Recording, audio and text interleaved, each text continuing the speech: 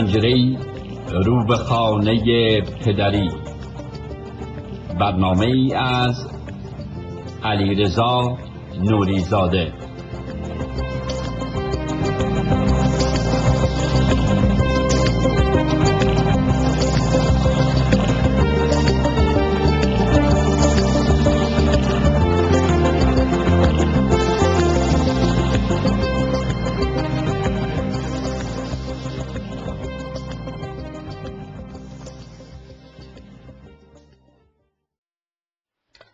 سفرهای بارانی من پر از لحظه های رهایی، پر از شعرهایی همه ناب و روشن، همه آشنایی.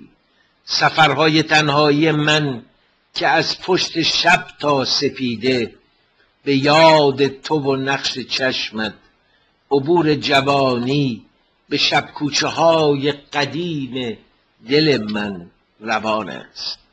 همان سرو غمگین که در چهارراه معطر مرا تا ابد می شناسد.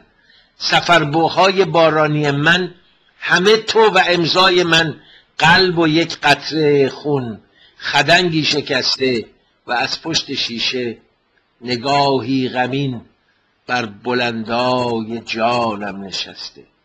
همه تو پر از لحظه های شب ناب ایرانی من. علیرضا نوری‌زاده، چهارشنبه 11 ماه ژوئیه 21 تیر ماه به شما سلام میکنم. کسی به من گفت که آقا جان، بله، آقای فریدون، آقای بهرام مشیری در برنامهشون به تو بی‌لطفی کردن. گفتم اولا انقدر من بهرامو دوست دارم که حق داره بی‌لطفی هم بکنه، به هر حال ممکنه با یه نظر من مخالف باشه، نظرشو بده. آقا جان، بین ما دوستان شکاف نمیتوانید بیاندازید. آدم هایی که همه جان و جهانشون ایرانه و برای آزادی ایران تلاش میکنن، در هر جهت و حرکت و گوشه‌ای باشد، عشقشون ایران باشه، امیدشون آزادی وطن باشه، هیچ چیز نمیتواند بین آنها کدورت ایجاد کنه. من یه عده آدم‌ها رو دوستشون دارم، براشون ارزش قائلم. در امریکا تو اهالی رادیو تلویزیون من واقعا علی لیمونادی رو دوست دارم، بسیار بهش حرمت می‌گذارم. 30 ساله این آدم یک خط، یک مسیر، یک راه، یک ذره نلغزیده، هیچ وقت دنبال نمیدونم رویا نرفته. خیلی کوچیک یه برنامه 1 ساعته داره، یلو پیج داره و با هم 30 سال کار میکنیم. خیلیه. اون روزهایی که من تلفنی برنامه اون تفسیر هفته رو داشتم، تا بعد که دیگه اسکایپ اومد و از این ده. من شهرام همایون رو دوستش دارم به خاطر این جوش و خروشش، به خاطر تلاشش و این که در تلویزیون اون ماندم. یک دلیل عمده‌اش همین بود، به خاطر اینکه میدونم ته دلش کجاست. من آقای فروزنده رو بهش بسیار احترام میذارم، دوستش دارم. اینا فردی مثل مانو که خدا بخشه، اینا رفقای قدیمی منن. من آدم که از خلق نمی کنم، از راه نمیارم. اینا رو دوست دارم. سخاوت علیزاده رو دوست دارم، همکار من بوده، سالها با هم زندگی کردیم. در نتیجه یا بهرام مشیری که بعد باش آشنا شدم، ولی نقطه نظرهاش و نگاهش رو همیشه مورد تحسین قرار دادم. اینه که خلاصه اذیت نکنین دیگه. آقای دکتر شاه ولایتی که اخیراً باشون آشنا شدم، بسیار حرمت نهادن به من و لطف کردن و گاهی هم در برنامه‌هاشون از من دعوت میکنن. من واقعا جز احترام برای ندارم. علیرضا میبودی رفیق 40 ساله منه، مسلم علیرضا برای من عزیزه، من تو دلم جا داره. حالا هم دیگر ندیدیم یا نمیدونم انتقادی شد، ولی اینا پیوندها رو نمیتونه از بین ببره. بنابراین وقتی ما به هم میرسیم، حالا بعد از 20 سال باشه یا 10 سال، همونیم. من فریدون توفیقی رو میبینم، برمیگردم اون علیرضای جوان میشم تو استودیو رادیو که فریدون تهیه کننده من، داریم شبانه‌های یک شبه رو ثبت میکنیم. بنابراین چجوری میشه اینا رو آدم که خسرو بهروزی رو میبینم همه زندگی من هست.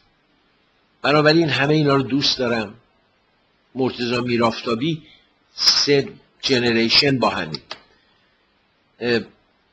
اینا، سعید بهبانی همینطور، پدر بزرگ، پدرم، پدر بزرگم، خودمون. یعنی چجوری اینا میشه پیوند رو با هم پیدا که تقی مختار در یه شرایطی که ما رو فردوسی رو توقیف کردن، عباس پهلوان و یارانش اومدن بیرون، معلومه تقی مختار بود که و مرحوم نبوی اینا آغوش به روی ما باز کردن. تقی در مجله فیلمش چند صفحه به من داد، خیلی هم جوان بودم. عباس عزیزم رو که جاش یه جای دیگه میذارم، اون که دیگه بر گردن من حق بزرگی داره و جایگاهش همیشه برای من یه جایگاه ویژه است که کسی اون جایگاه رو هرگز نخواهد داشت. به همین رو خواستم این توضیح رو بدم، برای که میبینم دوستان میان میگن نمیدونم این حرفا رو میزنن. نه بابا جان، نه، مطمئن باشید که حقه مهر بدان نام و نشان است که بود. اما من فیلم تختی آقای افخمی رو نمیخواستم ببینم. چند دلیلم داشت. حالا فیلم مال سال 76 مال خیلی وقت میشه. حالا دیگه همون وقتا بود. علی حاتمی از جمله عزیزانی بود که خیلی با هم نزدیک بودیم، بسیار دوستش داشتم. قربت از همون جدا کرد، ولی در اون هفته های پایانی عمرش دوباره به هم پیوسته بودیم. علی رو دوست داشتم به خاطر علی ایرانی به معنای واقعی، به خاطر علی سنت ها، علی تهران قدیم، علی که رویاهای مرحوم جعفر شهریباف رو در فیلماش تحقق میداد، علی که تک تک سنت ها رو میشناخت، علی که شعر میدونست، موسیقی میدونست، علی که عاشق زری شد، زندگی داد، عاشق زری شد و زری بانوترین بانوی جهان شد برای او. علی که عاشق لیلا دخترش بود. علی رو دوست داشتم با ششتری هایی که از پشتش جهان رو میدید. پس فیلمی رو که علی شروع کرده بود 40 دقیقش رو نمیخواستم به روایت دیگری ببینم، حتی اگر بهروز افخمی باشه. سرانجام دیدم.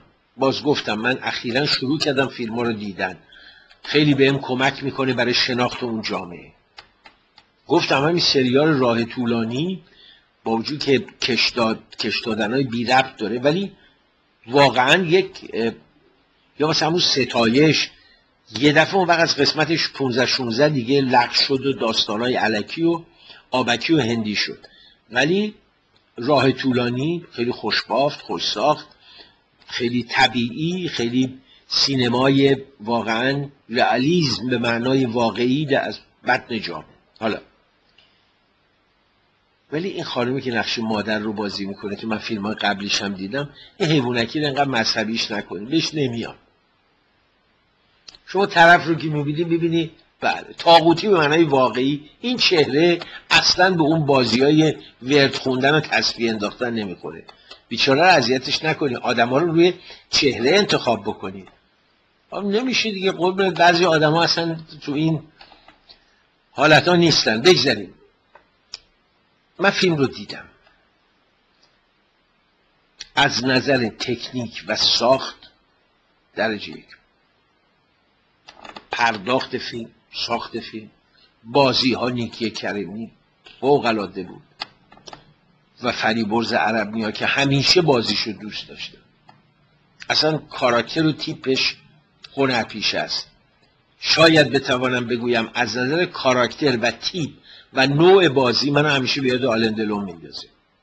چقدر یه فیلم دیگه ازش یادم نیست که نقش یک جنگلبان رو بازی میکرد و بانویی که همسرش رو کشته بودن و میرفت سار شکار میکرد و اینا، و این بدون اینکه اینها با هم ارتباط و تماسی داشته باشن این خط عشق رو چقدر زیبا با نگاه با حرکات بیان میکرد. در هر حال خیلی فیلم عصبانی کرد. و اینجا صریح میخوام بگم، آیا آقای افخمی این فیلم جواز ورودش به مجلس بود؟ نمیدونم. داستانی که در فیلم برای نشون دادن این که خودکشی جهان پهلوان خودکشی نبوده، او رو ساواک کشته و خطش رو جعل کرده، این توهین به تاریخه، توهین به جهان پهلوانه، توهین به بابکه، توهین به همسر جهان پهلوانه، توهین به خانیاباده، توهین به ما بچه هاست که تو امیریه تختی برامون خدا بود. ما مدرسه ایران بودیم، تو خیابون مولوی بود، مدرسه خانم جهانبانوی عزیزم، نازنین زنده یاد، بابا نقلی نازنین، ایران بانوی جهانبانی، مهندس شمس ملکارا، و این تختی خانیاباد روبروی اونجا. و بچه های ماشین مدرسه که اومد ما رو میبرد، محمود آقا راننده‌ای بود که دون از این به اصطلاح ماشینای استیت چوب کبریتی داشت. وقتی هم گفتن چوب کبریتی، بدنه چوبی بود، بدنه ماشین، و 3 ردیف صندلی بود و همیشه منم جلو می نشستم، درشتر بقیه بچه ها بودم، با 2-3 نفر جلو می شستیم. یه روز که ما می اومدیم قلقله بود، من 2 روز رو هیچ وقت یاد نمیبرم. یه روز به دنیا آمدن ولیعهد که چه خبر شد اون منطقه و بعد ماها رو همه رو دست جمعی بردن جلوی بیمارستان. یه روز هم روزی که تختی بعد از یک پیروزی بزرگ، یادم نیست 56 ملبورن بود، نمیدونم، به هر حال خیلی بچه بودم، کلاس دوم بودم و تختی آمد توی اونجا. این منظره و این عظمتی که مردمی که فقیرانه گل به گردن تختی میانداختن و زیر پاشو جارو میکرد. خب چرا به این مردم توهین میکنی؟ چرا دروغ میگی؟ چرا فیلم باید تحریف تاریخ باشه؟ بابا جمهوری ولایت فقیه انقدر محرف و تحریفگر دارد که نیازی نیست افخمی با تصویرش هم تحریفگر باشه.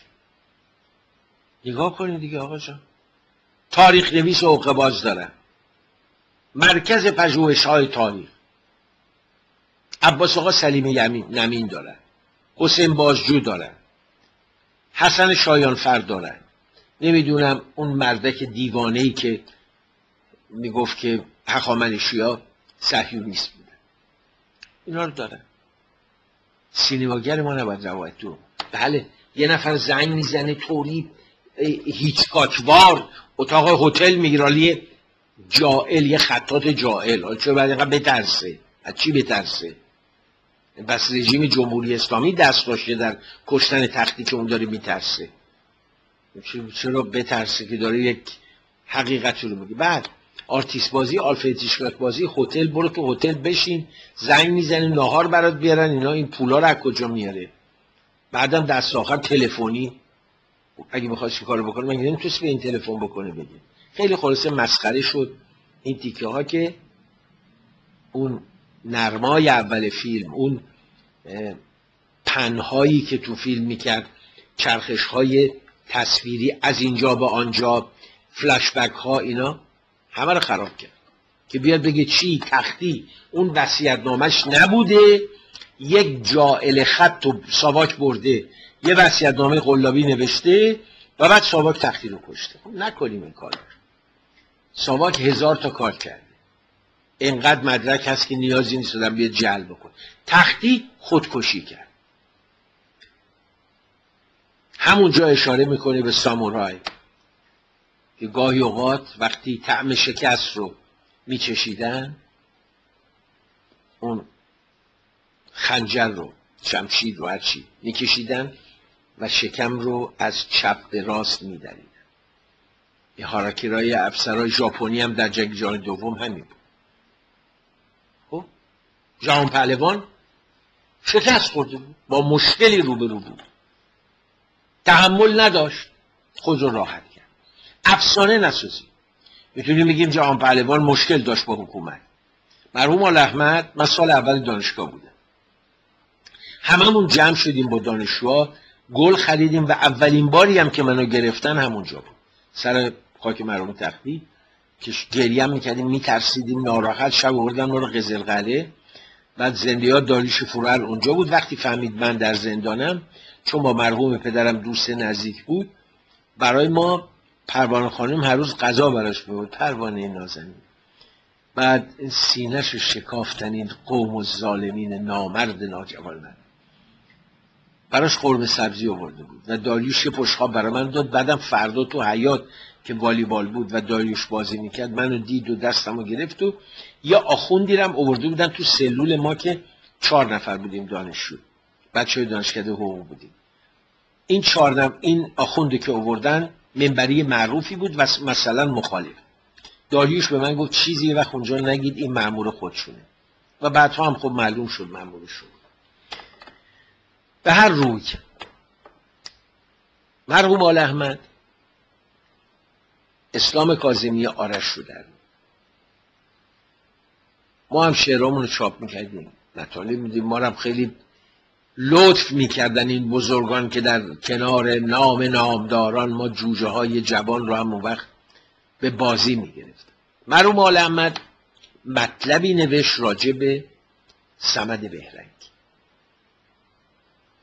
که در شماره ویژه آرش برای صمد، که در اون نوشته بود که بله ساعدی زنگ زد، صمد افتاد توی عرق شنیدم. این آخری ها عادت کرده بودیم که فلانی توی عرق افتاد یا اعتیاد یا چاه ویل مزدوری. گفت پیکرش رو عذاب گرفته است و با بهروز بود، منظور بهروز دهقانی، که بعداً بهروز اومد و داستان رو شرح داد و اون افسری که همراه صمد بود غرق شد. تو اونجا یک نیشی زده بود و در مورد تختی که بله خلاصه نمیتوانی باور کنی آنکه یادم بود همیشه،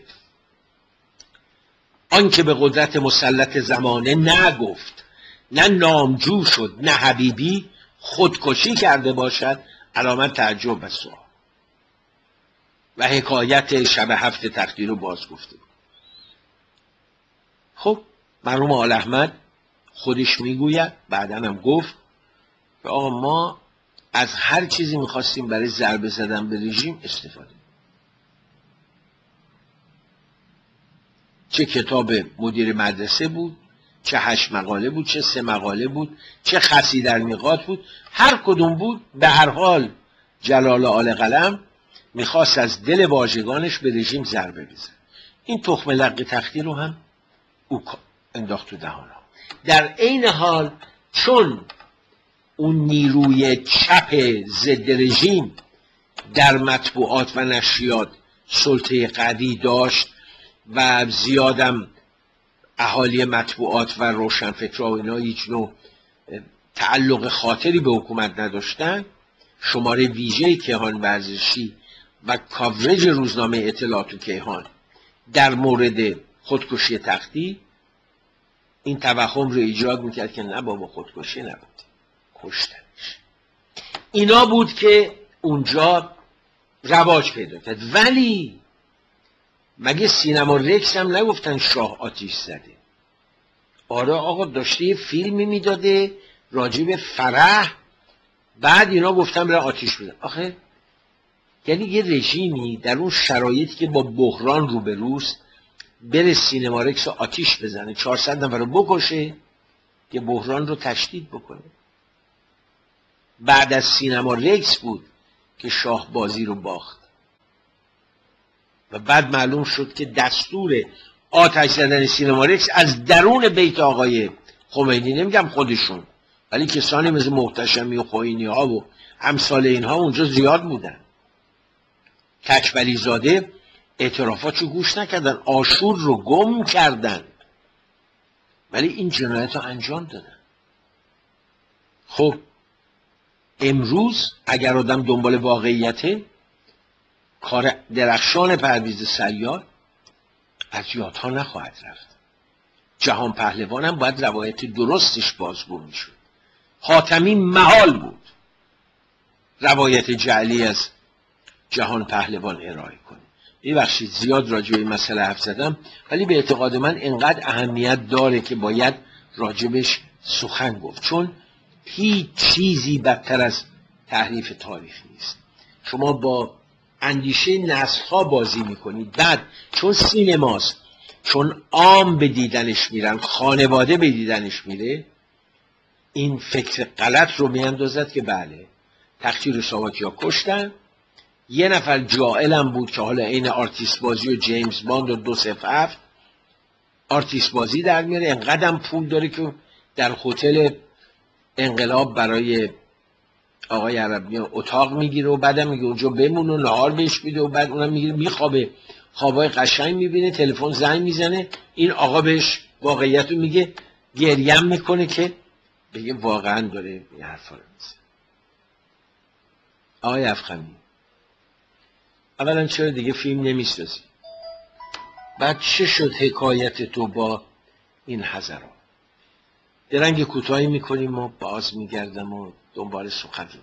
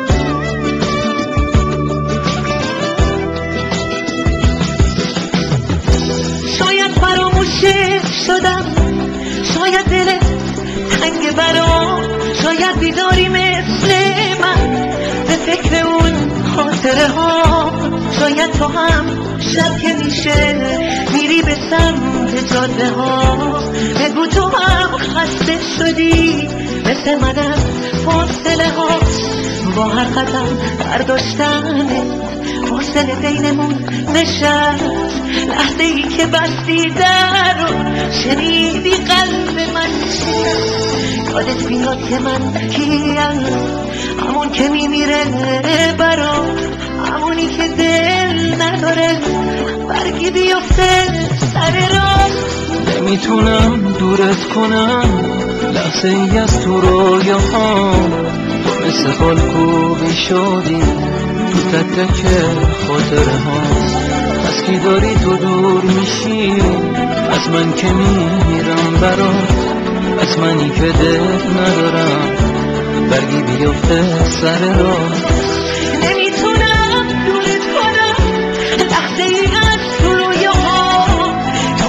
خاکوبی شدی تو تک تک خاطره ها، از کی داری تو دور میشی من که میمیرم برات، از منی که دل ندارم برگی بیفته سر راه.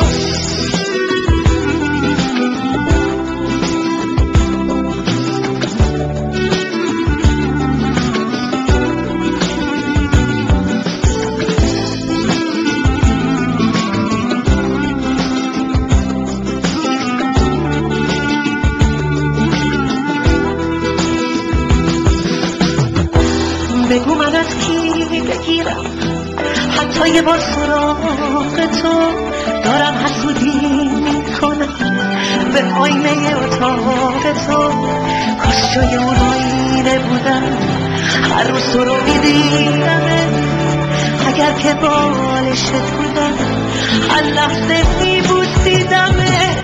نمیتونم دورت کنم لحظه ای از تو رویاهام، تو مثل خالکوبی شدی تو تک تک خاطره ها، از کی داری تو دور میشی از من که میرم برات، از منی که دل ندارم برگی بیفته سر راه.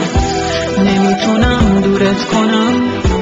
لحظه ای از تو رویاها تو مثل خالکوبی شدی، تک تک خاطره ها از کی داری تو دور میشی؟